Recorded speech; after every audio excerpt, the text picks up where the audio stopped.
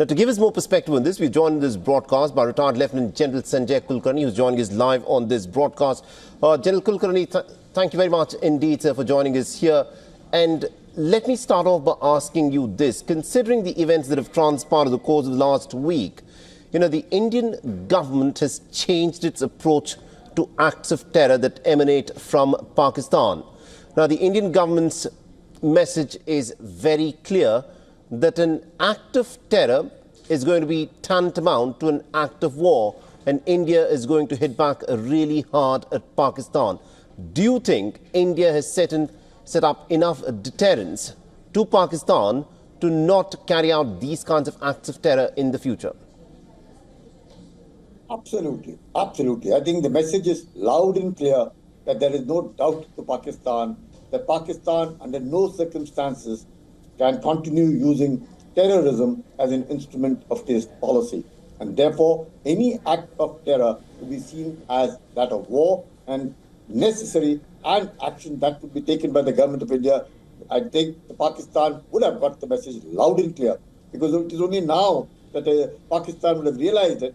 And despite the claims that have been made from within Pakistan, including the defense minister, to say that, well, Pakistan has actually been indulging in training terrorists, have also, maybe at the behest of the United States of America, not just now, but for the last 3 decades.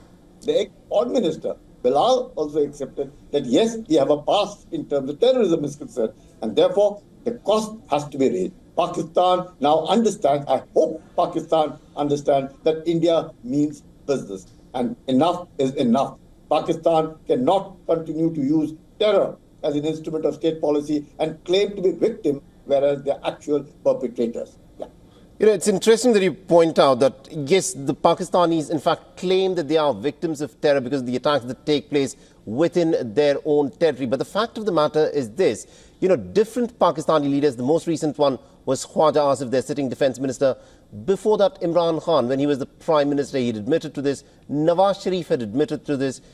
General Musharraf had admitted to the fact that Pakistan uses these, non-state actors who are effectively instruments of state, and this policy of terror that is employed to achieve Pakistan's, objectives in the Kashmir Valley.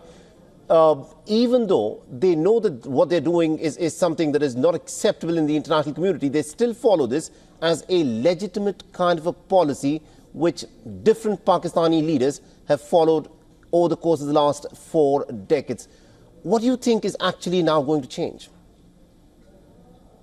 Musharraf has claimed it, and he stated openly that Pakistan has been training, and that may be to be a co-partner with the United States of America. He himself said that, well, they have mercenaries, they have trained Taliban, and that they have even trained Mujahideens. So all these, he says, after the Soviet Union were pushed back by the Americans, and there were more than thousands and thousands and thousands of them, he said, what do we do with them? Imran Khan has admitted that there are over 20,000 and much more of these terrorists in Pakistan. So I think the only way that Pakistan alone can rein these terrorists, because Pakistan is the one which is, the perpetrators of all of it. And hence, Pakistan Army, the very fact that the Secretary of State, Rubio, had to speak to Munir was indicative that the only control is with the Pakistan Chief of the Army Staff. There is no doubt about that. And also, after the terrorists were killed, the fact that each one of them were wrapped in the national flag of Pakistan, given almost a state funeral, is indicative the hand-in-glove policy of the terrorists and the Pakistan Army. In fact, they are not, the whole lot of them are terrorists, and all these, whether we call them Lashkar-e-Taiba, Hizbul Mujahideen, Jaish-e-Mohammed, the Resistance Front, Kashmir Tigers, and none but the fronts of the Pakistan Army. And Pakistan, otherwise why else would generals and everyone stand in for funeral? Why else would Masood Azhar say, yeah, I wish I had died along with my family? Indicative that the fear of God has been instilled in Pakistan, that it is enough. If they spread terror, they shall get it back. I hope, I say again and again, I sincerely hope Pakistan stops all this. Only then can it be a good neighbor. If Pakistan continues with it, irrespective of whatever it is, the cost will be extremely, extremely high, and that has been proved. Pakistan's nuclear bluff also has been called off. Pakistan's, the way we have gone about, our main aim was against terror. There's nothing that we wanted. Those 9 terrorist locations were the target.